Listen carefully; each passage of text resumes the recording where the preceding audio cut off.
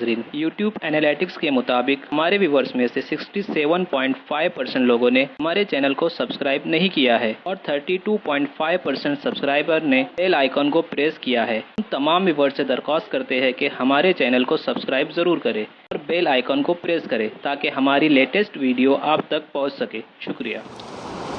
اعوذ باللہ من الشیطان اللعین الرجیم، بسم اللہ الرحمن الرحیم۔ الحمد للہ الذی ہدانا لہذا وما كنا لنہتدی لولا ان ہدانا اللہ لقد جاءت رسل ربنا بالحق۔ الصلاۃ والسلام علی اشرف الانبیاء والمرسلین وخاتم النبیین سید الاولین والآخرین وما ارسلناک الا رحمۃ للعالمین۔ محبوب رب المشرقین ورب المغربین وجد الحسن والحسین، المکی المدنی القرشی الہاشمی، مولانا بالقاسم محمد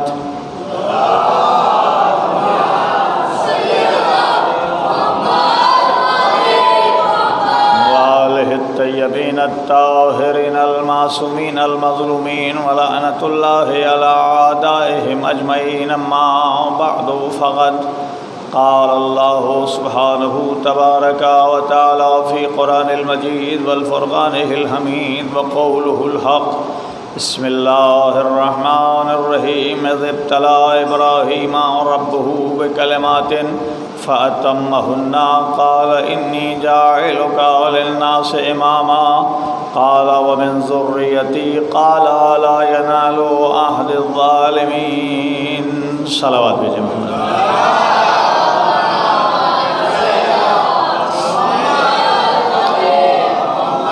عزیزان گرامی، آج یہ ہمارے خمسے کی تیسری گفتگو ہے، تیسری مجلس ہے اور آپ سماعت فرما رہے ہیں۔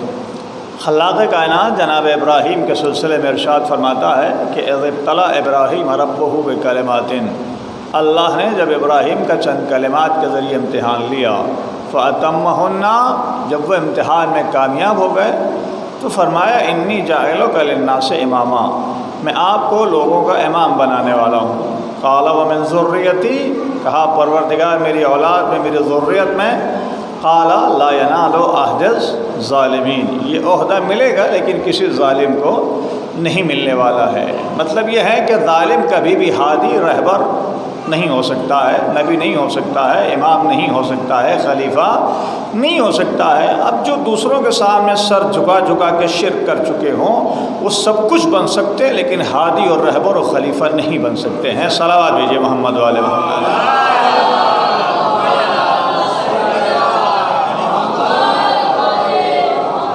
عزیزان گرامی، کل کی گفتگو تھوڑی سی بات والی تھی، رب کے لیے آپ کے ذہن میں ہوگی کہ میں نے عرض کیا تھا جناب ابراہیم جناب سارہ سے شادی کیے تو ان کی کوئی اولاد نہیں ہوئی، پھر ان کی کنیز تھی جناب ہاجرہ، سارہ نے اجازت دی کہ آپ اس سے عقد کر لیں، لہذا جناب ابراہیم نے جناب سارہ سے عقد کیا تو اللہ نے اس کا صلہ یہ دیا، میں نے کل عرض کیا تھا کہ دونوں کو بیٹے ہوئے، جناب سارہ کو بھی اور جناب ہاجرہ کو بھی، اس لیے کہ اللہ کی بارگاہ میں کوئی قربانی دے چاہے وہ کیسی بھی قربانی ہو، وہ اس کو رد نہیں کرتا ہے، اس کو قبول کرتا ہے اور اس کا صلہ وہ دیتا ہے۔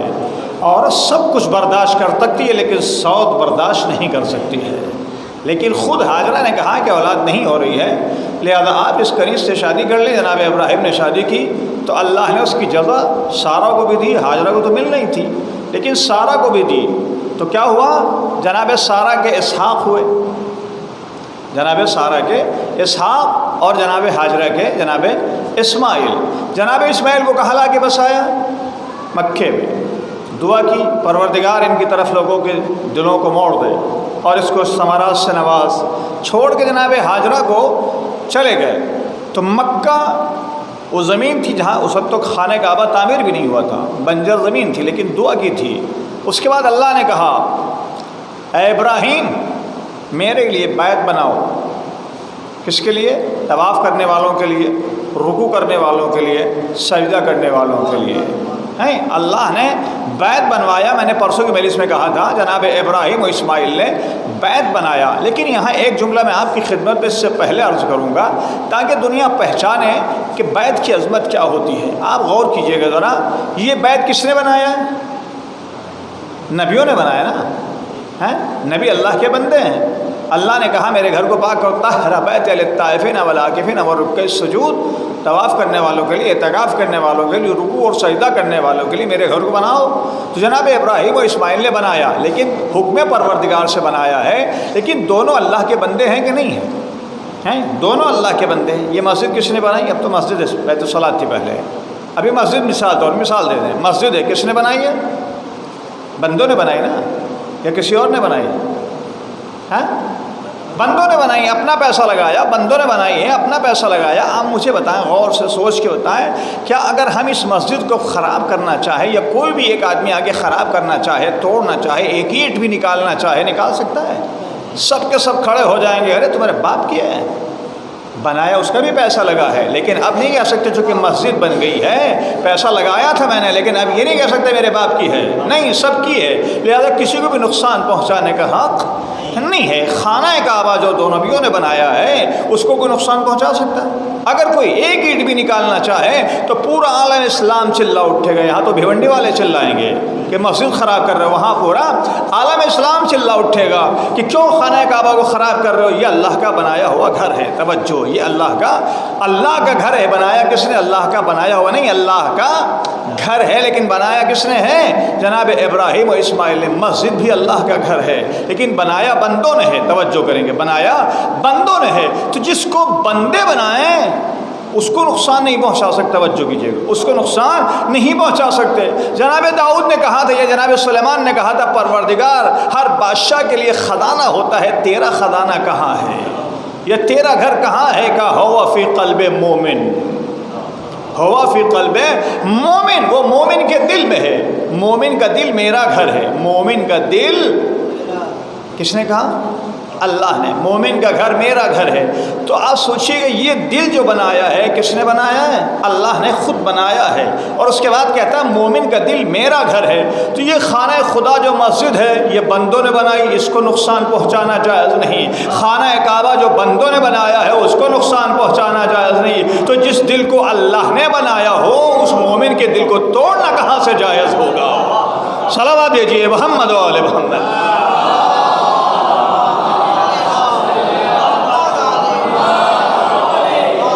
مومن کی اگر عظمت کو پہچاننا ہو تو اس لحاظ سے پہچانے. کعبہ اپنی جگہ محترم ہے, لیکن نبی کائنات نے ارشاد فرمایا حرمت المومن اعظم من الکعبہ. مومن کا احترام, مومن کی عزت جو ہے وہ کعبے سے بھی زیادہ عظیم ہے. تو جب کعبے کو نقصان پہنچانا جائز نہیں ہے تو پھر کسی مومن کو نقصان پہنچانا کہاں سے جائز ہے؟ اور جب مومن کو نقصان پہنچانا جائز نہیں ہے تو اگر بھائی بھائی کو نقصان پہنچا رہا ہو, گھر والے کو نقصان پہنچا رہے ہو, تو یہ کہاں سے جائز ہو سکتا ہے؟ صلوات بھیجیے محمد و آل محمد.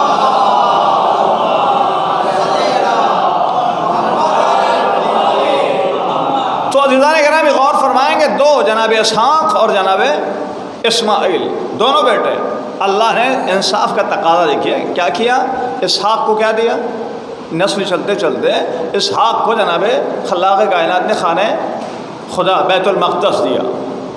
اسحاق کی نسل میں بیت المقدس, اور اسماعیل کی نسل میں خانہ کعبہ. یہ ذہن میں رہے. اب یہ سلسلہ آ رہا تھا, میں نے کل عرض کیا تھا کہ جناب ہاشم کے دو بیٹے, ہاشم کے دو بیٹے عبد المطلب اور اسد. عبد المطلب کے 10 بیٹے, عبد المطلب کے 10 بیٹے, جس میں جناب ابو طالب بھی ہیں اور جناب عبداللہ بھی ہیں. توجہ کریں, جناب ابو طالب بھی ہیں, جناب عبداللہ بھی ہیں. اور اللہ کی بارگاہ میں جناب عبد المطلب نے نذر مانی تھی کہ اگر میرے 10 بیٹے ہوئے تو ایک کو اللہ کی راہ میں قربان کر دوں گا. نذر مانی تھی. اللہ نے 10 بیٹے دیے. قرآن کس کے نام نکلا؟ 3 مرتبہ قرآن نکالا گیا تو تینوں مرتبہ جناب عبداللہ کے نام نکلا. آخر میں لوگ آ گئے کہ نہیں یہ نہیں ہو سکتا, بیٹے کو قربان کریں. پھر اونٹ پہ قربان نکالنے لگا کہ اس کے بدلے میں 10 اونٹ 20 اونٹ 30 اونٹ 40 اونٹ یہاں تک کہ 100 اونٹ پہ قرآن نکلا، یعنی جناب عبداللہ کو بچانے کے لیے 100 اونٹ پہ قرآن نکلا۔ اب آپ یہ سوچیے کہ جناب عبد المطلب نے نظر مانی تھی کہ بیٹے کو قربان کروں گا، بیٹے کے بدلے میں جب لوگ سامنے آ گئے تو قرآن نکلا کتنے اونٹوں کے اوپر؟ 100 اونٹ کے اوپر۔ یہ اسلام ابھی آیا نہیں ہے، توجہ چاہتا ہوں، اسلام ابھی آیا نہیں ہے۔ اسلام کے آنے سے پہلے 100 اونٹ جناب عبد المطلب نے عبداللہ کی طرف سے ذبح کیے اور مومنین کو کھلا دیے، جس کو ہم کہتے ہیں آج دیت کہتے ہیں کہ اگر کوئی انسان مر جائے یا کوئی مار دے، کسی کو قتل کر دے تو 100 اونٹ اس کی دیت ہے۔ اسلام کے آنے سے پہلے جو اونٹ قربان کیے جناب عبد المطلب نے وہ کس خلوص کے ساتھ کیے تھے کہ اسلام کے آنے سے پہلے قربان کیے، لیکن اسلام آنے کے بعد اللہ نے اسی کو قانون بنا دیا کہ اگر اب کوئی کسی کو قتل کر دے گا تو 100 اونٹ اس کے بدلے میں اس کو قربان کرنا ہوں گے یا اس کو دینا پڑیں گے۔ صلوات بھیجیے محمد علیہ محمد۔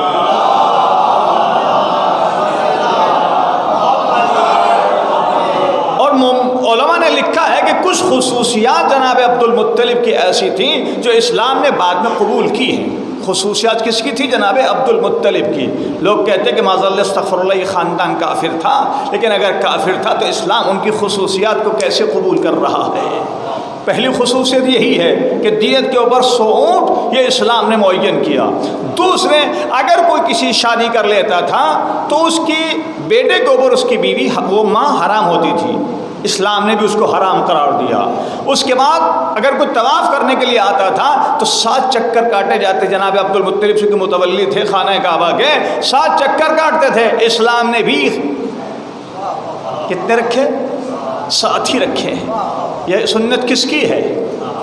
جناب عبد المطلب کی۔ خزانے پہ خمس ہوتا تھا، بچت پہ خمس ہوتا تھا، پیسے پہ وہ خمس نکالتے تھے، اسلام نے بھی اس کو باقی رکھا، اسلام نے بھی اس کو باقی رکھا۔ تو یہ سنت جناب عبد المطلب کی ہے جس نے اسلام نے اپنے اندر جگہ دی ہے۔ اور یہی عبد المطلب ہیں جن کے زمانے میں ابرہہ لشکر لے کے آیا تھا۔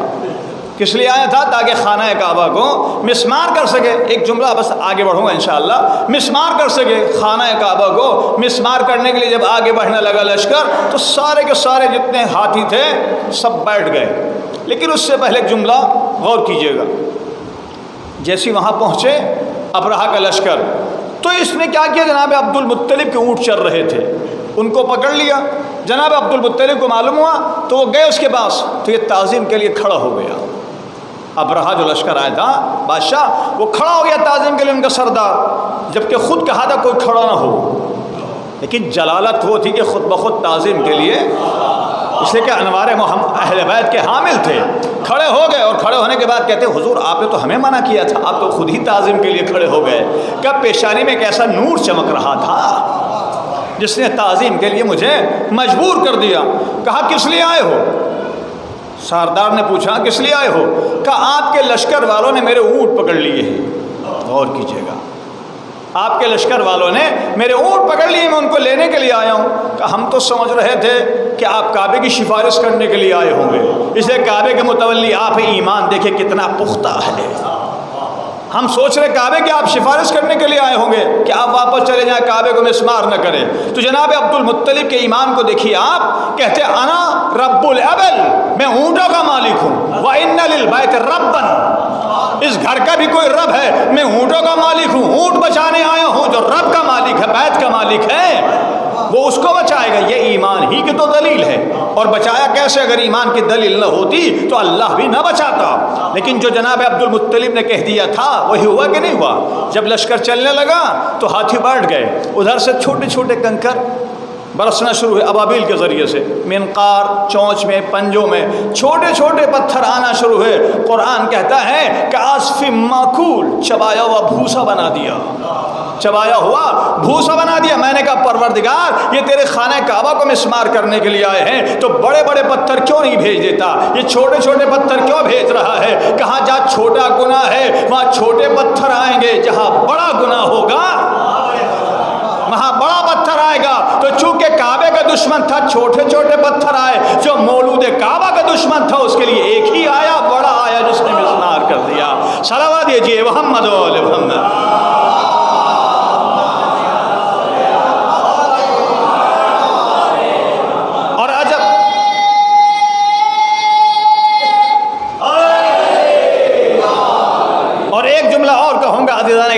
چھوٹے چھوٹے ادھر سے سب سے بڑا جانور ہاتھی لے کے آیا ہے، یعنی جس کے اوپر طاقت پہ ناز ہے کہ ہم اس کے ذریعے سے خانہ کعبہ کو مسمار کر دیں گے۔ ادھر اللہ نے کیا کیا، چھوٹے چھوٹے پتھر آئے لیکن ایٹم بم کا کام کر رہے تھے، ایٹم بم کا کام کر رہے تھے، جس کے اوپر گرا اس کو ستیہ ناش کر دیا۔ میں نے کہا پروردگار ایک ہی کو بھیج دے جو ختم کر دے۔ کہا جہاں سے ان کی انتہا ہوتی ہے وہاں سے ہماری ابتدا ہوتی ہے۔ وہ اپنی طاقت کے اوپر ناش کر رہے تھے، ہم نے چھوٹے سے پرندے کو بھیج دیا جس نے لشکر کا ستیہ ناش کر دیا۔ صلوات بھیجیے محمد والے محمد۔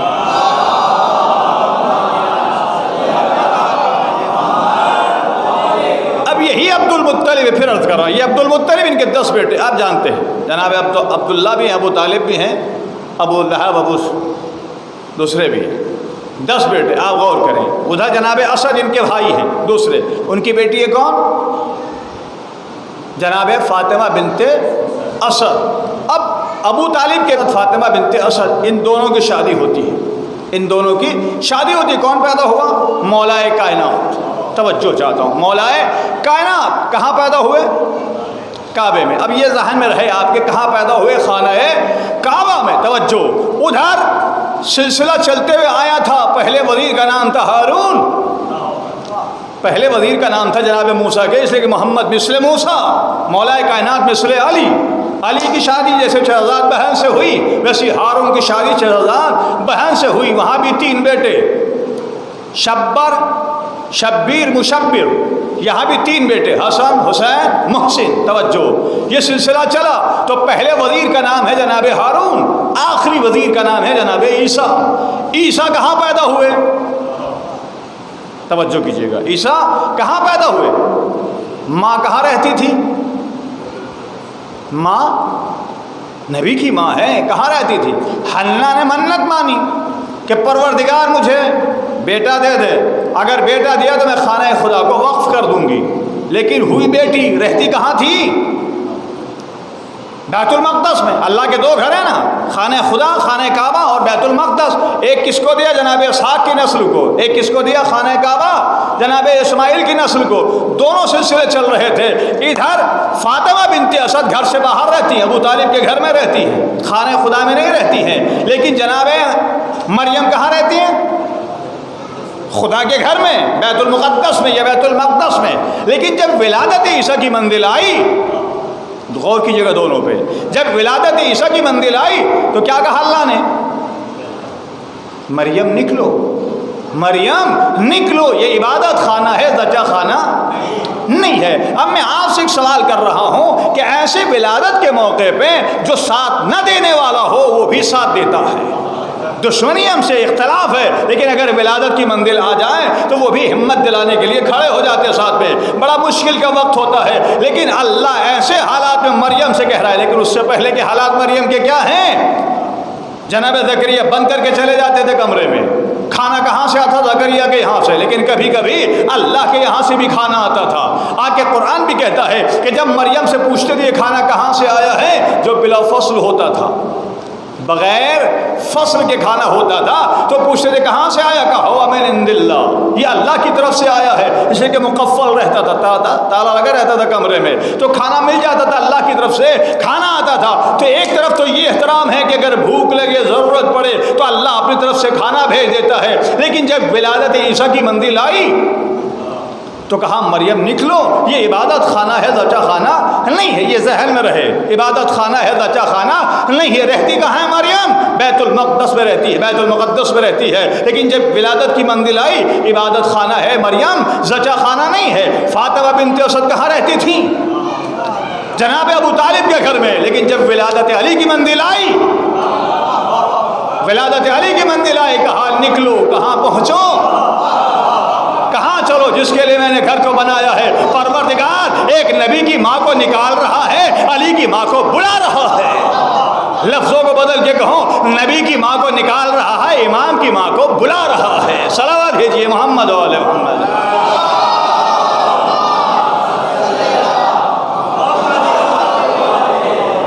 آپ کہہ سکتے ہیں بلانے کی دلیل کیا ہے؟ بلانے کی دلیل کیا ہے؟ توجہ، آپ آپ یہ سوال کر سکتے ہیں کہ علی کی ماں کو بلایا ہے، آپ کے پاس دلیل کیا ہے؟ رہتی وہاں ہے، خانہ ابو طالب میں رہتی تھی، لیکن بلانے کی دلیل کیا ہے؟ بلانے کی دلیل یہ ہے کہ اگر فاطمہ بنت اسد خانہ کعبہ کے در سے جائیں تو خود گئی ہے، لیکن اگر دیوار میں در بن رہا ہو تو ان کو ضرورت نہیں ہے، بلکہ اللہ نے بلایا ہے تو فاطمہ بنت اسد گئی ہے۔ صلوات دیجیے محمد و آل محمد۔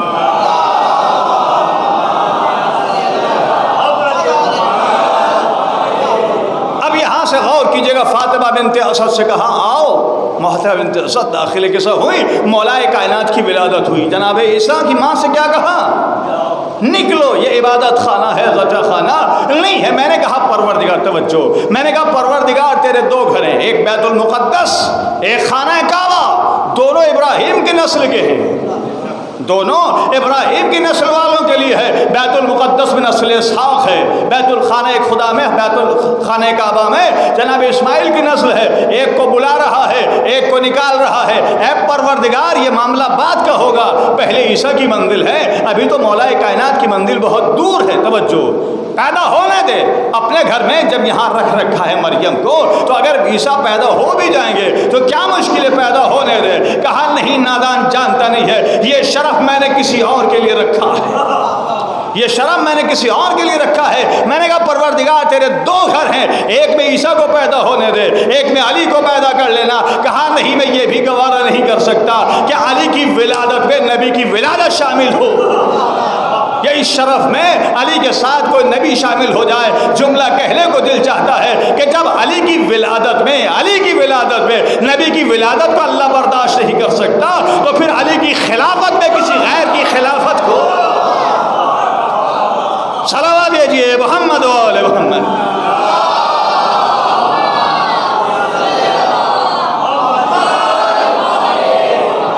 اللہ جب ولادت مولا کائنات میں نبی کی ولادت برداشت نہ کر سکے، ورنہ دو گھر تھے کہ نہیں تھے، ایک گھر میں اگر پیدا کر بھی دیتا تو کیا بھی کرتا تھا، لیکن نہیں، کہا نہیں، میں ولادت علی میں کسی نبی کی ولادت بھی برداشت نہیں کروں گا، اس لیے یہ شرف مجھے خالی کس کو دینا ہے؟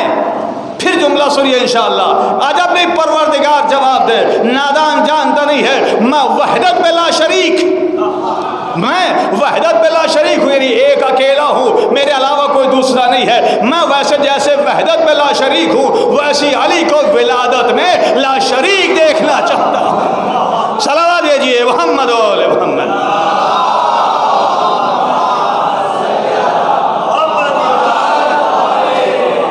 اب آپ غور کریں جناب مریم کہ یہاں عیسیٰ پیدا ہوئے، نکل کے کھجور کے درخت کے نیچے، اس کے بعد کہا کھجور کا درخت کھلاؤ رطباً جنیاں، تاکہ آپ کے اوپر تازہ خرمے گریں گے، تازہ خرمے کھانے کے لیے تازہ خرمے گریں گے، کھجور کا درخت کھلاؤ، جنبش دی، تازہ خرمے گرے۔ میں نے کہا پروردگار جب خانہ خدا میں رہتی تھی، تیرے گھر میں رہتی تھی، تب تو کھانا بھجوا رہا تھا، تب تو کھانا بھجوا رہا تھا، آج بھی کھانا بھجوا دے، اس موقع پہ تو اور ضرورت ہے۔ کہا نہیں، چونکہ میری محبت کے ساتھ ساتھ عیسیٰ کی محبت آ گئی ہے، اب لہذا تھوڑی سی محنت کرنا پڑے گی، اس لیے کہا کھجور کا درخت کھلاؤ تاکہ تازہ خرمے گریں۔ میں نے کہا پروردگار ایک طرف تو یہ ہے کہ کھانا نہیں آپ بھیجتا تھا، تو بھیجتا تھا، لیکن جب ولادت کی منزل آئی تو کھانا بند کر دیا، کہا خرمے ہلاؤ۔ لیکن جب مولائے کائنات پیدا ہوئے، 3 دن فاطمہ بنت اسد خانہ خدا میں رہی، تو وہاں کھانا بھیجتا رہا، یہاں بند کیوں کیا، وہاں بھیجا کیوں؟ کہ یہی تو بتانا چاہتا ہوں کہ عیسیٰ کی محبت میری محبت نہیں تھی، علی کی محبت میری محبت ہے۔ صلوات دیجیے محمد و آل محمد۔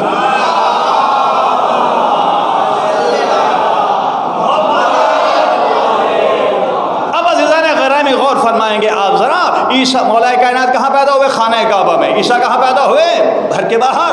کہا پروردگار علی کو خانہ خدا میں پیدا کر رہا ہے، اپنے گھر میں پیدا کر رہا ہے، عیسیٰ کو نکال دیا۔ کہا اس میں بھی دلیل ہے کہ اگر عیسیٰ میرے گھر میں پیدا ہو جاتے تو یہودیوں کو، عیسائیوں کو دلیل مل جاتی کہ اللہ کا گھر تھا، اللہ کا بیٹا اللہ کے گھر میں پیدا ہوا ہے۔ علی کو کیوں پیدا کیا؟ مشہور جگہ پہ پیدا کیا تاکہ دنیا پہچان لے کہ جو پیدا ہوتا ہے وہ بندہ ہوتا ہے، خدا نہیں ہوتا۔ صلوات دیجیے محمد و آل محمد۔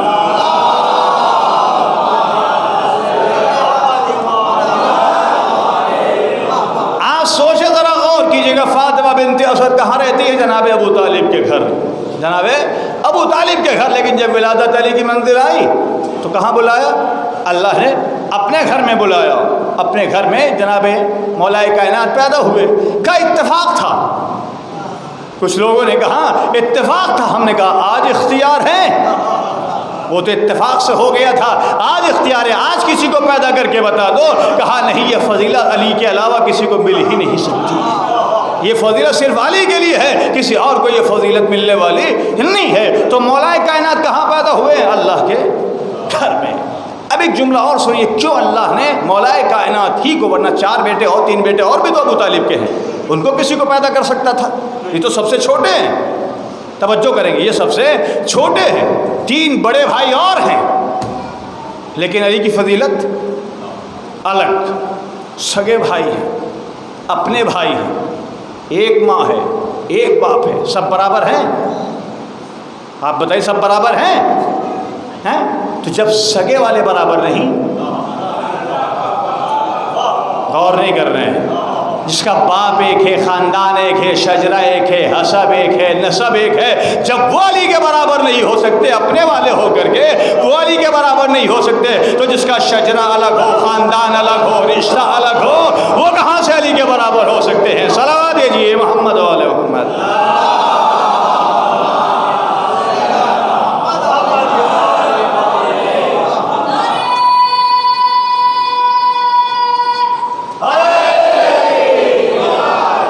کس کا بیٹا ہے؟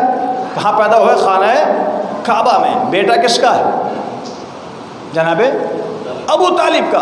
لوگ کہتے ہیں مولا کائنات کی فضیلت ہے کعبے میں پیدا ہونا، توجہ کیجیے گا، لوگ کہتے ہیں کہ یہ کمال ہے مولا کائنات کا، جو کمال پیدا ہوئے خانہ کعبہ میں۔ ہم نے کہا مولا معاف کیجیے گا، آپ کی فضیلت نہیں ہے، یہ آپ کے والدین کی طہارت کا کمال ہے کہ جس کا بیٹا خانہ کعبہ میں پیدا ہو رہا ہے، جس کا بیٹا خانہ کعبہ میں پیدا ہو رہا ہے۔ اور جب پیدا ہوئے مولا کائنات، جب پیدا ہو گئے تو جناب رسول اسلام چونکہ مانگا تھا، رب ادخلنی مدخل صدق واخرجنی مخرج صدق واجعل لی من لدنک سلطانا نصیرا، پروردگار اپنے پاس سے مجھے طاقتور مددگار دے دے، اپنے پاس سے دے۔ تو اللہ نے اپنے گھر سے دیا، اپنے پاس سے دیا، اپنے گھر سے دیا۔ لینے کے لیے جب آئے نبی کائنات، تو جب کوئی چیز لی جاتی ہے تو ایسے، جب کوئی چیز لی جاتی ہے تو ایسے فاطمہ بنت اسد کے سامنے ہاتھ پھیلایا، لام چچی میرے بھائی کو مجھے دے دو، چچی سے لیا، لیکن جب ہاتھ پھیلائے کھڑے ہوئے تھے۔ شاعر کی نظریں ہر جگہ پہنچ جاتی ہیں،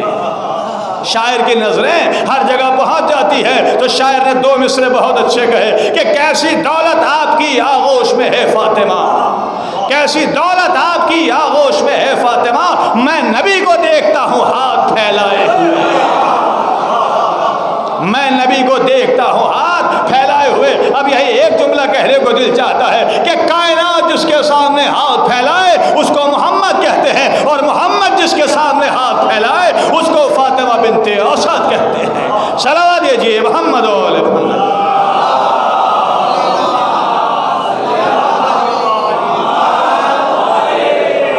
اب میں یہی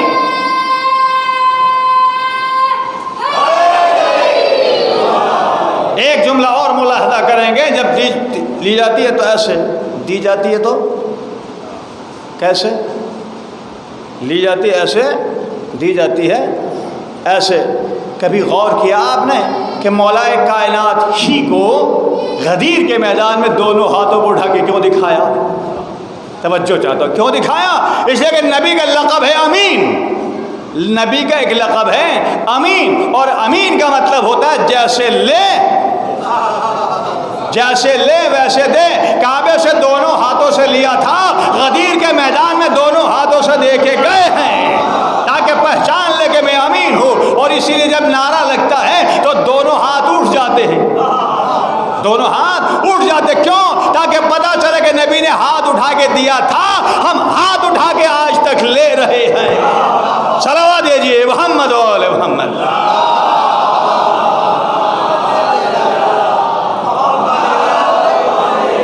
اب آپ غور کیجیے گا، نبی نے اپنے ہاتھوں پہ لیا اور لینے کے بعد مولا سے پوچھا کیا لائے ہو؟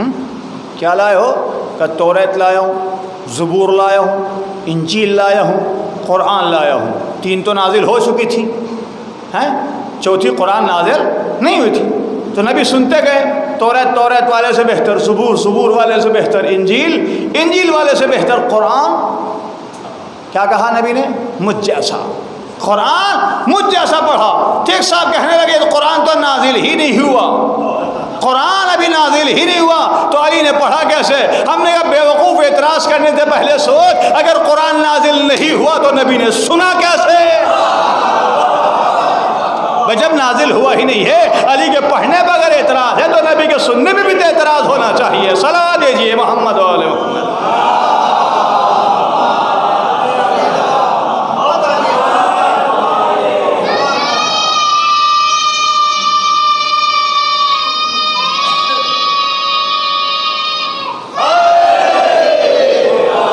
اب یاد رکھیں گے، انشاءاللہ محسوس ہوں گے، چاروں کتابیں کس نے پڑھی؟ مولا کائنات نے چاروں کتاب پڑھی۔ قرآن مجھ جیسا، قرآن مجھ جیسا۔ اب ایک صاحب آنے کے بعد کہنے لگے مولانا یہ تو فضیلت میں علی آگے، فضیلت میں علی آگے، اس لیے کہ قرآن نبی نے نہیں سنایا تھا، علی نے قرآن سنایا ہے۔ تو ہم چونکہ قائل ہیں کہ نبی بڑے ہیں، ہم علی کو پیچھے رکھتے ہیں، اخلاقی اعتبار سے برابر ہیں، لیکن یہ مولا کا اخلاق تھا جو کہا انا عبید من عباد محمد، میں محمد کے غلاموں میں سے ایک غلام ہوں۔ جب نصیریوں کا خدا غلام ہے تو آقا کتنا بلند ہوگا، آپ غور کیجئے گا، سوچیے گا ذرا۔ لیکن مولا کائنات نے قرآن پڑھا، توریت، زبور، انجیل، قرآن، چاروں کتابیں پڑھی ہیں۔ جیسی مولا کائنات نے ہاتھوں پہ لیا نبی کو، نبی نے علی کو ہاتھ پہ لیا، کیا لائے ہو؟ توریت، زبور، انجیل، قرآن لایا ہوں۔ تو شاعر پھر وہاں پہنچنے کے بعد شاعر کہتا ہے کہ پیمانہ وفا میں قرآن تول یا علی، پیمانہ وفا میں قرآن تول یا علی، عصمت شناس کان میں رز گھول یا علی، نبض رکی دہر کی لب کھول یا علی، اللہ بھی سننا چاہتا ہے کچھ بول یا علی، اللہ بھی سننا چاہتا ہے کچھ بول یا علی۔ کہا مولا مسکرا کے کہتے ہیں اب یہ پیام دہر کے سلطان کیوں پڑھوں، اب یہ پیام جو قرآن ہے، اب یہ پیام دہر کے سلطان کیوں پڑھوں، جب آپ سامنے ہیں تو قرآن کیوں پڑھوں، جب آپ سامنے ہیں تو قرآن کیوں پڑھوں گا؟ قرآن پڑھنا ہوگا۔ کہا کیوں؟ کہا معصومیت کا دائمی فرمان نشر کر، معصومیت کا دائمی فرمان نشر کر، ماں باپ کے وقار کی برہان نشر کر، پڑھ کر قرآن باپ کا ایمان نشر کر، پڑھ کر قرآن باپ کا ایمان نشر کر، انسانیت کے دل پہ یہ اعلان نشر کر۔ کیا بنت اسد کے لال کو قرآن آ گیا، کافر کے گھر کہاں سے مسلمان آ گیا؟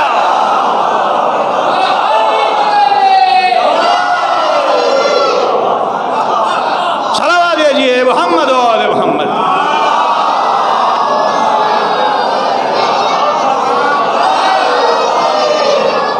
بنت اسد کے لال کو قرآن آ گیا، کافر کے گھر کہاں سے مسلمان آ گیا۔ تو مولا کائنات نے قرآن پڑھا، نبی نے قرآن نہیں پڑھا، سنا، نبی نے قرآن نہیں پڑھا۔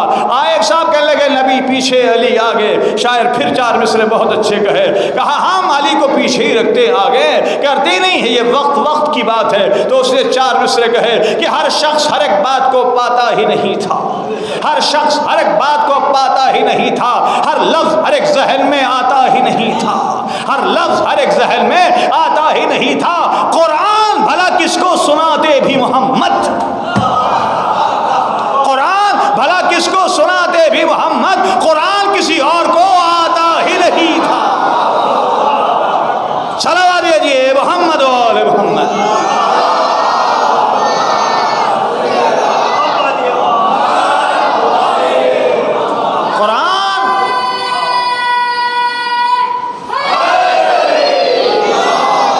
قرآن بھلا کس کو سناتے بھی محمد، قرآن کسی اور کو آتا ہی نہیں تھا۔ تو مولا کائنات نے چاروں کتابیں پڑھی۔ اب میں ایک چھوٹا سا جملہ، عظمت ابو طالب پہ لاکھوں سلام، آپ غور کیجئے گا۔ ایک حدیث ہے کہ اگر بچہ، مثلا نبی کائنات کے بعد ایک شخص آیا، آنے کے بعد کہنے لگا حضور میرا بچے کو بسم اللہ کرا دیجئے، تو نبی نے کہا استاد کے پاس لے جاؤ، جیسے وہاں عرفان صاحب مثال طور پہ، عرفان صاحب کے پاس لے جاؤ، تو وہ عرفان صاحب کے پاس لے کے آئے، پھر واپس آئے کہ حضور میں بسم اللہ کرا کے آ گیا ہوں۔ تو انیس بھائی جیسا کوئی بیٹھا تھا، اس نے فوراً کہا کہ حضور جو بسم اللہ بچہ کر کے آیا ہے اس کی جزا کیا ہے؟ کہ جہنم سے آزاد۔ سراج صاحب بیٹھے تھے، یہ ماسٹر ہیں، انہوں نے پوچھا کہ جس نے پڑھایا ہے اس کی جزا؟ کہ وہ بھی جہنم سے آزاد، وہ بھی جہنم سے آزاد۔ ذوالفقار صاحب بیٹھے تھے مثال کے طور پہ، انہوں نے پوچھا حضور ماں باپ جنہوں نے پروان چڑھایا تربیت کی ہے اس کی جزا کیا ہے؟ کہ براءۃ لأبویہ، یہ والدین بھی جہنم سے آزاد۔ ایک چھوٹا سا بچہ، توجہ، ایک چھوٹا سا بچہ ہمارے درمیان میں پلنے بڑھنے والا بچہ ایک بسم اللہ پڑھ لے تو خود بھی جہنم سے آزاد ہے، جس نے پڑھایا وہ بھی جہنم سے آزاد ہے، جس نے پرورش کیا ہے وہ بھی جہنم سے آزاد ہے۔ تو ہمارے اور آپ کے درمیان میں پڑھنے بڑھنے والا بچہ اگر ایک بسم اللہ پڑھ لے، جب وہ اتنے کو جہنم سے آزاد کرا سکتا ہے تو جس کے بیٹے نے پیدا ہوتے ہی توریت کی تلاوت کی ہو، زبور کی تلاوت کی ہو، انجیل کی تلاوت کی ہو، قرآن پڑھ کے سنایا ہو، اس کے باپ کے بارے میں بحث کیوں کرتے ہو؟ کہاں جائے گا کہاں نہیں؟ صلوات دیجیے محمد و آل محمد۔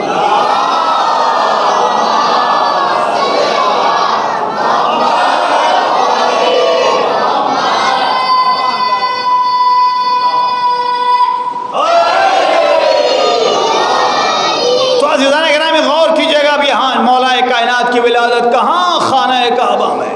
شاعر نے 4 مصرے بزبان ابو طالب، بزبان ابو طالب کہے کہ میرا بیٹا کل ایمان، میرا بیٹا کل ایمان، یہ میری تقدیر ہے، میرا بیٹا کل ایمان یہ میری تقدیر ہے، عقد احمد کا پڑھایا یہ میری توقیر ہے، عقد احمد کا پڑھایا یہ میری توقیر ہے۔ اب میں یہیں ایک جملہ سوال کرنا چاہتا ہوں کہ معاذ اللہ استغفر اللہ، اگر جناب ابو طالب کافر تھے تو نبی کا نکاح کس نے پڑھا؟ کس نے پڑھا؟ جناب ابو طالب نے۔ تو معاذ اللہ اگر استغفر اللہ جناب ابو طالب کافر تھے تو آج کے مسلمان کو چاہیے کہ جب ہمارا نبی ہی کافر سے نکاح پڑھوا سکتا ہے تو ہم بھی جائیں پنڈت کے پاس، ہم بھی جائیں پنڈت کے پاس کہ حضور ہمارا نکاح پڑھوا دیجئے۔ وہ کہے گا نہیں بھیا ہم کو نہیں پڑھنا، تمہارا اپنے مذہب والے کے پاس جاؤ۔ تو یا تو مانو کہ جو مذہب ابو طالب کا تھا وہی مذہب رسول کا تھا، یا پھر تم بھی سیرت رسول پہ عمل کرو۔ صلوات بھیجیے محمد و آل محمد۔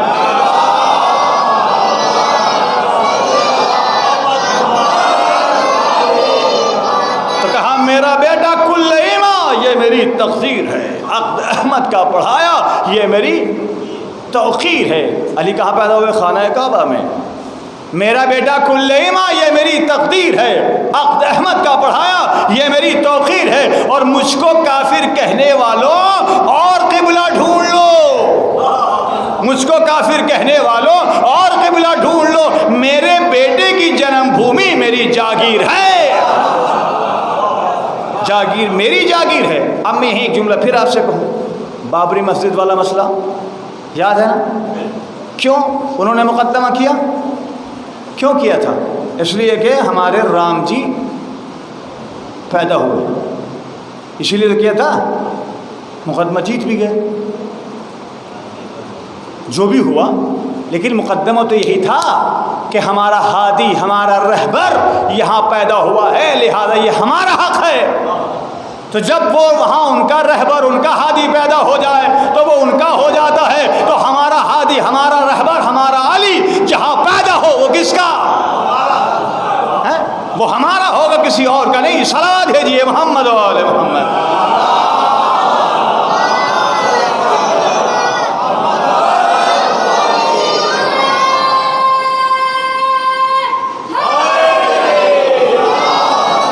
مولانا مظفر حسین صاحب طاہر جرولی خدا غریق رحمت کرے، مشہد میں دفن ہے، سب جانتے، بہت اچھے خطیب تھے۔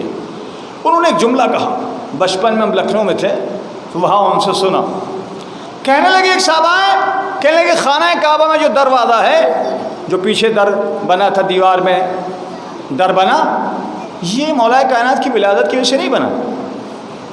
غور کریں گے، ولادت کی وجہ سے نہیں بنا۔ کہا پھر کس کی وجہ سے؟ کہا نبی خانہ کعبہ میں بیٹھے ہوئے عبادت کر رہے تھے، تو عبادت میں پڑھتے پڑھتے تسبیح ہاتھ میں پڑھ رہے تھے، اتفاق سے تسبیح مصلی پہ رکھی اور خانہ کعبہ کا دروازہ بند کر کے واپس آ گئے۔ چونکہ خانہ کعبہ کا دروازہ بند ہو گیا تھا لہذا تسبیح کو یہ گوارا نہ ہوا کہ وہ نبی کے ہاتھ سے الگ رہے، تسبیح کی وجہ سے دیوار میں در بنا، توجہ، دیوار میں در بنا، اور اس کے بعد نبی کے ہاتھ میں تسبیح آ گئی، یعنی ماننے پہ آئیں تو پتھر سے پتھر کو توڑوا دیں، تسبیح کیا ہے؟ دانے ہی تو ہیں، ماننے پہ آئیں تو دانوں کی وجہ سے توڑوا دیں، اور جو جزو رسول ہو اس کی وجہ سے اگر شگاف ہو جائے کا سمجھ میں نہیں آتا، تو نبی سے کیا کہا کہ نبی بھول جاتے ہیں، تسبیح بھول گئے تھے، اس کی وجہ سے غور کیجئے گا، کون بھول جاتا ہے؟ نبی بھول جاتے ہیں، یاد رکھیے نبی بھول جاتے ہیں، ہاتھ کی تسبیح نبی بھول گئے، جس کی وجہ سے خانہ کعبہ میں شگاف پیدا ہوا اور تسبیح نبی کے ہاتھ میں آ گئی۔ اب یاد رکھیں نبی بھول جاتے ہیں، قیامت کا میدان، حساب و کتاب ہو رہا ہے، حساب و کتاب ہو رہا ہے، آئے بڑے والے حضور کا، کون؟ ارے حضور بھول گئے، ہم تو آپ کے ہر وقت ساتھ ساتھ رہتے تھے، ہر وقت تو آپ کے ساتھ رہتے تھے، کہا نہیں بھول گیا، نقصان ہمارا نہیں ہوگا، اگر بھولنے کو بولو گے نقصان ہمارا نہیں ہوگا۔ آئے دوسرے والے کہ حضور آپ کا صحابی، کہا کون؟ ارے حضور ہر وقت تو تلوار لیے ساتھ ساتھ رہتے تھے، ہر وقت تو آپ کی حفاظت کرتے رہتے، کہا بھول گیا۔ بہت سے آئے نبی کہتے گئے بھول گیا، اور بھولاؤ اور بھلاؤ، جملہ کہنے کو دل چاہتا ہے، نبی کو اگر بھلاؤ گے تو خود تمہارا نقصان ہوگا۔ جو نبی آواز دیں گے، نبی جب میں ہاتھ کی تسبیح بھول جاتا ہوں تو غیرہ کو کہاں سے یاد رکھوں گا کہ کون صحابی ہے کون نہیں ہے؟ صلوات دیجیے محمد و آل محمد۔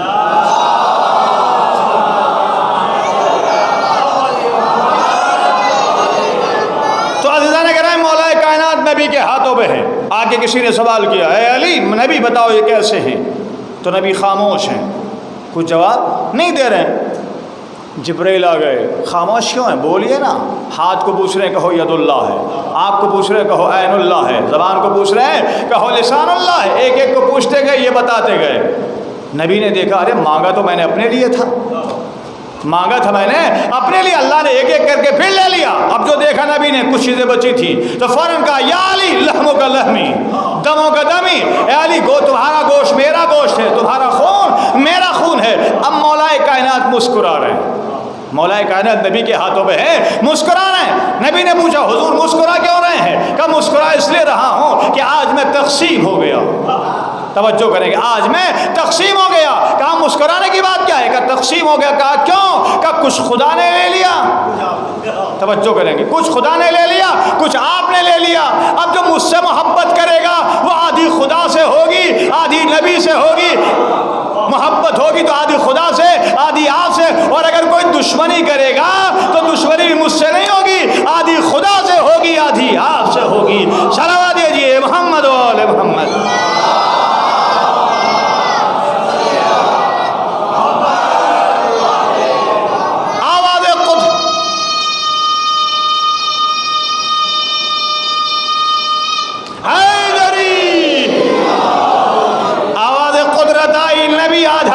تقسیم ہو گئے علی، آدھے آپ کے ہیں، آدھے ہمارے۔ جملہ سنیے، جب ہمیں ضرورت پڑے گی معراج میں تو ہم بلائیں گے، شب ہجرت آپ کو ضرورت پڑے تو آپ اپنے بستر پہ سلانا۔ تو علی تو تقسیم ہو گیا ہے۔ صلوات بھیجیے محمد والے۔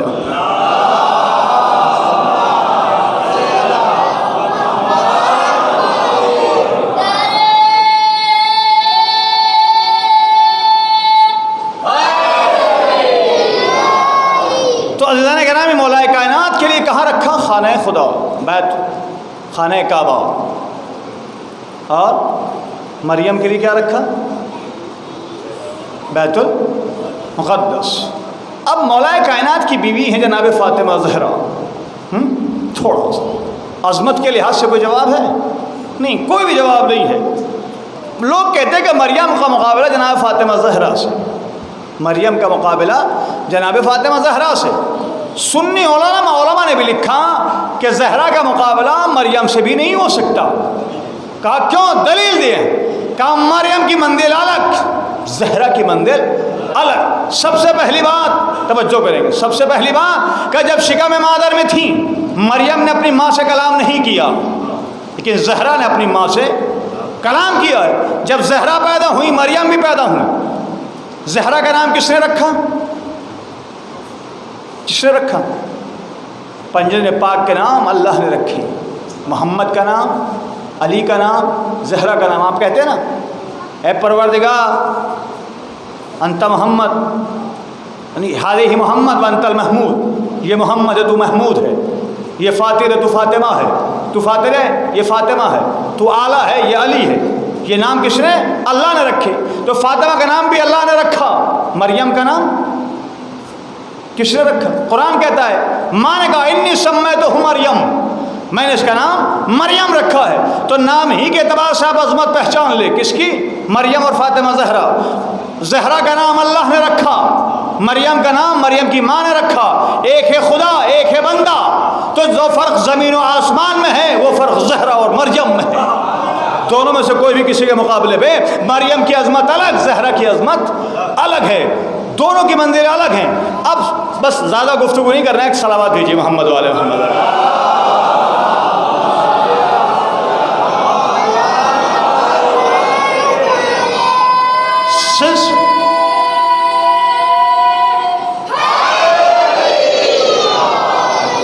مریم ایک معصوم کی ماں، زہرا تین معصوموں کی ماں، دو معصوم کی ماں حسن اور حسین. اور اگر امامت کے لحاظ سے کہیے تو 9 اماموں کی ماں، 11 اماموں کی، 11 اماموں کی ماں. وہاں ایک نبی کی ماں ہے. بادشاہ کا دربار ہے. توجہ، بادشاہ کا دربار ہے. اب کسی نے کہا بتاؤ مریم افضل یا زہرا؟ تو درباری کچھ ملا تھے، انہوں نے کہا مریم افضل ہے. تو کہا کیسے؟ دلیل دو. کہا قرآن میں مریم کے لیے آیا طہرک، ہم نے آپ کو پاکیزہ رکھا.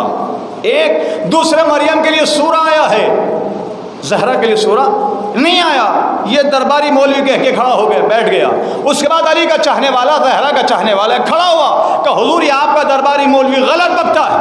کہا کیوں؟ کہا اگر مریم کے لیے ایک مرتبہ طہرا کا استعمال ہوا ہے تو زہرا کے لیے قرآن میں 2 مرتبہ استعمال ہوا. یطہرکم تطہیرا، یطہرکم تطہیرا.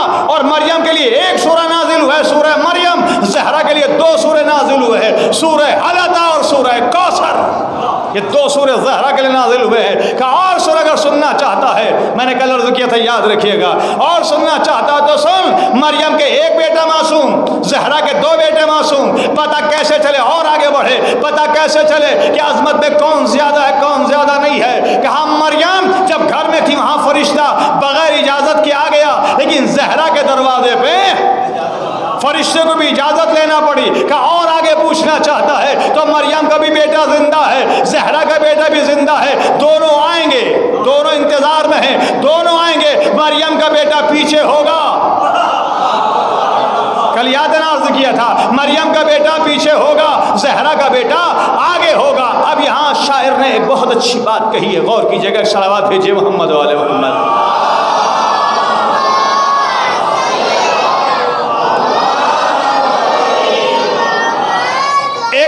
ایک پرانی نظم کہی ہے محسن نقوی نے کہ زمین و آسمان کا مناظرہ، کون افضل کون مفضول، افضل کون ہے. تو وہ کہتے ہیں ابتدا میں 4 مصرے خالی، بعد میں آخری والے مصرے. کہتے ہیں ایک دن بڑے غرور سے کہنے لگی زمین، ایک دن بڑے غرور سے کہنے لگی زمین، آیا میرے نصیب میں پرچم حسین کا، آیا میرے نصیب میں پرچم حسین کا. مہتاب نے کہا میرے سینے کے داغ دیکھ، ہوتا ہے آسماں پہ بھی ماتم حسین کا، ہوتا ہے آسماں پہ بھی ماتم حسین کا. تو پرانی پوری بہت بڑی نظم ہے، میں وہ نظم نہیں سنانا چاہتا. آخری جملے سنیے ذرا، محسوس کریں. جب آخر میں زمین نے اپنی دلیلیں پیش کی ہے، آسمان نے اپنی دلیلیں پیش کی ہے، تو زمین کہتے ہیں جھوٹی شکن نہ ڈال منور جبین پر، جھوٹی شکن نہ ڈال منور جبین پر. آنے دے میرے آخری وارث کو ایک بار، عیسیٰ کو پھر اترنا پڑے گا زمین پر، عیسیٰ کو پھر اترنا پڑے گا زمین پر. صلوات بھیجیے محمد علیہ وسلم.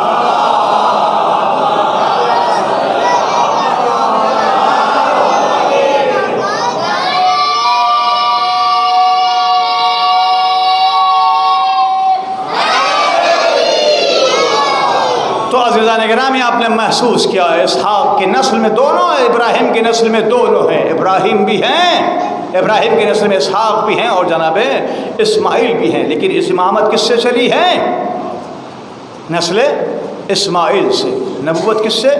نسل اسحاق سے۔ لیکن آخر میں پتہ چلا کہ امامت افضل یا نبوت افضل؟ امام نماز پڑھائے گا، نبی نماز پڑھے گا، جہاں یہ عظمتیں ہوں۔ اور انشاءاللہ کل امام زمان رحمۃ اللہ مکمل گفتگو، کل پرسوں انشاءاللہ آپ محسوس کریں ذرا امام جس کی اتنی عظمتیں ہوں، جس کے دروازے پہ نبی آ کے سلام کرتا ہو، السلام علیکم یا اہل بیت النبوہ، اے نبوت کے اہل بیت آپ کے اوپر میرا سلام۔ اسی دروازے پہ مسلمان آگ اور لکڑیاں لے کے جمع ہو جائے اور کہے نکالو حسن و حسین کو ورنہ ہم گھر میں آگ لگا دیں گے۔ میرے عزیزہ سوچیں، آپ سب چاہنے والے بیٹھے ہیں، یہ کربلا کے آخری ایام چل رہے ہیں، 8 ربیع الاول بہت قریب ہے۔ آپ اپنی قدر کیجیے گا، اپنے آپ کو پہچانیے کہ آپ کی عظمت کیا ہے۔ زہرا نے ہر موقع پہ آپ کو یاد رکھا ہے۔ قیامت کے میدان میں بھی آپ کی شفاعت کے لیے آئیں گی۔ کیا لے کے آئیں گی؟ عباس کے بازو۔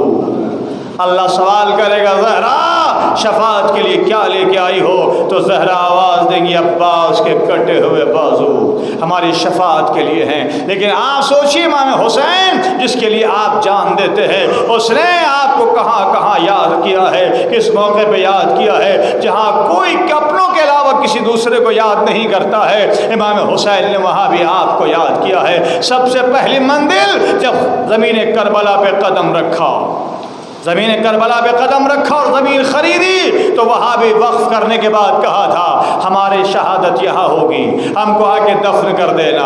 اگر مرد نہ آ سکیں تو عورتوں تم رات کے سناٹے میں آنا۔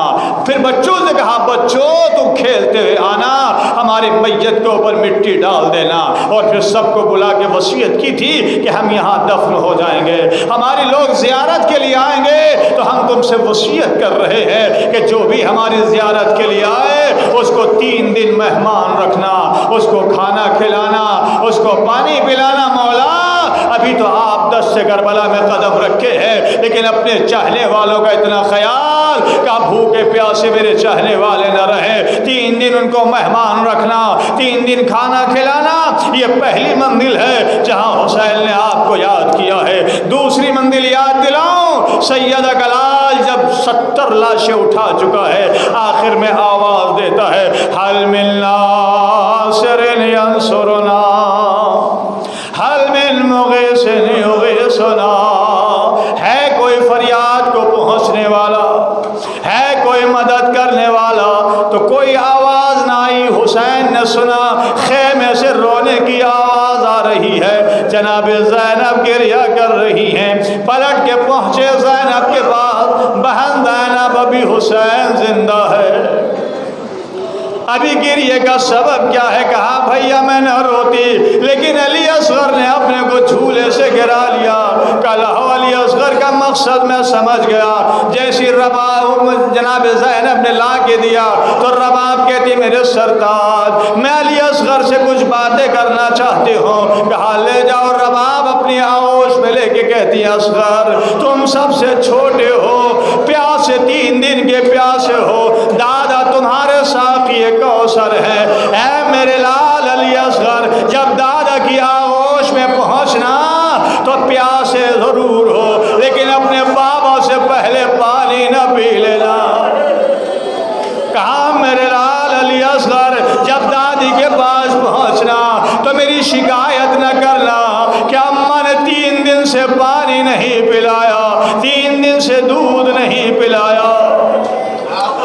دوسرا جملہ کہتی ہیں علی اصغر جب تک کوئی شہید زندہ رہا ہے، حسین کے اوپر کوئی آنچ نہیں آئی ہے، حسین کو کوئی زخم نہیں لگا ہے۔ میرے لال علی اصغر تم سب سے چھوٹے ہو، جب تک زندہ رہنا حسین کو کوئی آنچ نہ آنے پائے۔ اپنے اماں سے رباب نے باتیں کی، بیٹے سے باتیں کی، اور باتیں کرنے کے بعد حسین کے حوالے علی اصغر کو کیا۔ حسین علی اصغر کو لے کے ابا کا دامن ڈال کے چلے۔ ایک ٹیلے پہ پہنچنے کے بعد کا ظالمو، اے ظالمو اس کی ماں کا دودھ خشک ہو چکا ہے، اسے تھوڑا پانی پلا دو، لیکن کوئی جواب جواب نہ آیا، امام حسین نے علی اصغر کو جلتی ریت پہ لٹایا، لٹانے کے بعد کہتے میرے لال علی اصغر تم 3 شب و روز کے بھوکے پیاسے ہو۔ ظالموں سے پھر مخاطب ہو کے کہتے ظالموں، اگر تم یہ خیال کرتے ہو کہ اس بچے کے بہانے حسین پانی پی لے گا تو میری منزل اس سے بہت آگے جا چکی ہے۔ میرا اکبر پیاسا مارا گیا، میرا عباس پیاسا مارا گیا، میرا قاسم پیاسا مارا گیا، اب میں پانی پی کے کیا کروں گا؟ تم میں کوئی صاحب اولاد ہو تو اس بچے کو آگے پانی پلا دو۔ پھر بھی کوئی جواب نہ آیا۔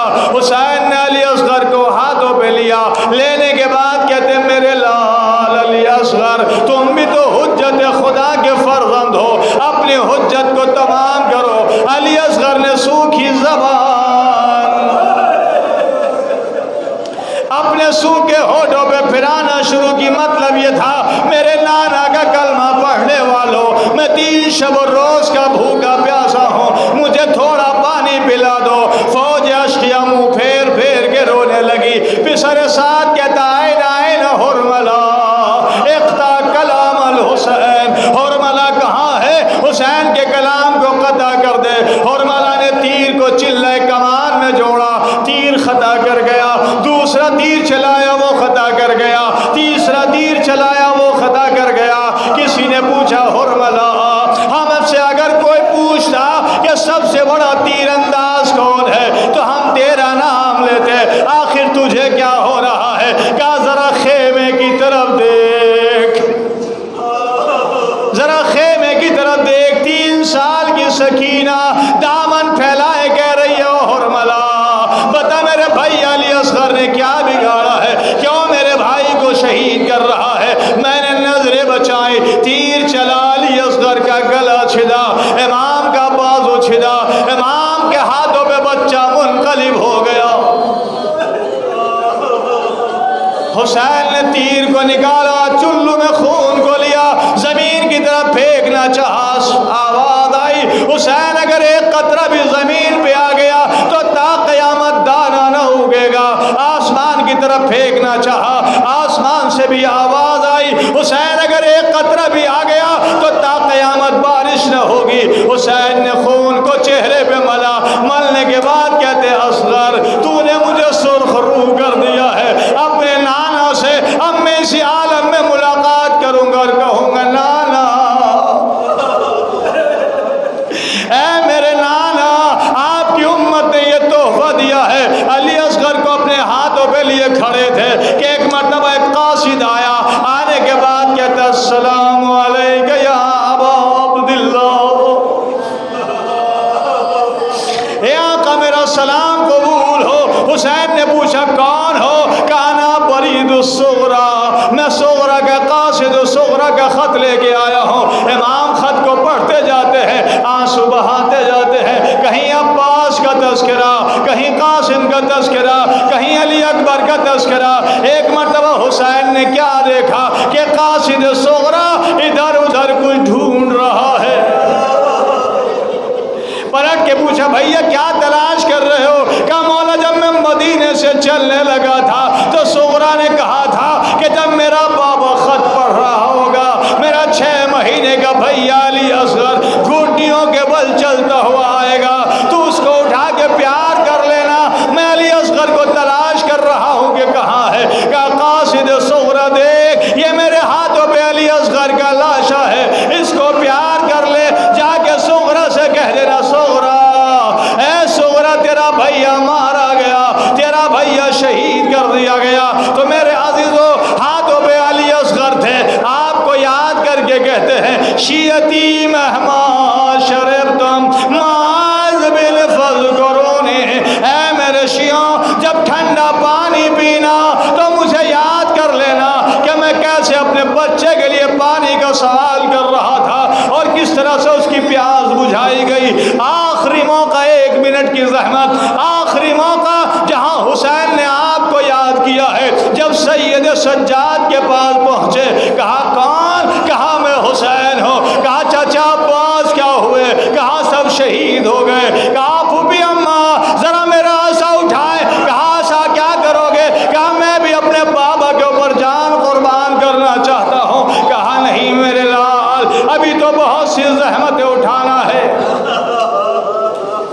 ابھی قید خانے جانا ہے، بازار کوفہ و شام کی منزلیں طے کرنا ہے۔